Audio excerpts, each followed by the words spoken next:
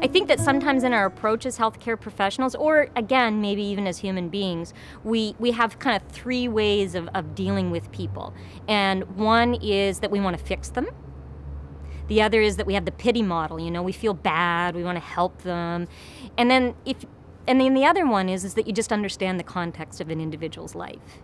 And if you stay with understanding the context of an individual's life, and you don't try and fix, and you don't try and do the pity stuff, but you just understand context, then you and I have created an equal, respectful relationship with each other. And I can ask you as a healthcare provider, that prescription you just got prescribed, do you need any help with getting that? That opens the door for me as the individual on the other end to feel like you're caring about what's going on in my life, you want me to get my medication, and you're gonna help me figure out how to get it.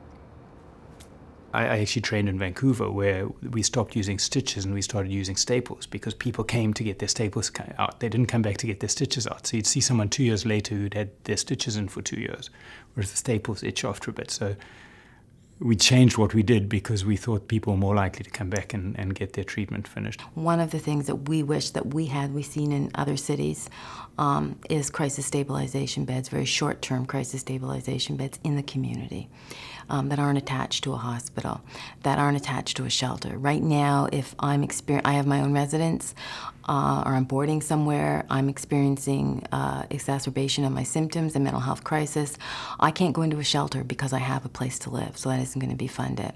If I could have 2 or 3 days where I could kind of come in, you know, get reattached to my services, maybe see my GP, get my meds adjusted, that I'm going to need support to do. You know, if we had that kind of short turnaround 2 or 3 day, I think that would go a long way. I think the medical, when they're going through their training, I think they need to be more aware of addictions and homelessness, and not just read it in the book or see it on film, but actually come out in the community and see firsthand, you know, because there's a lot of good people out there that just got stuck, you know, but... At the political level, ensuring that people in fact have adequate housing, and then at the sort of pragmatic level, saying, well, people don't, so what are we going to do to be able to improve people's health care? And our response has been largely one of sort of going out to people and offering them services where they are.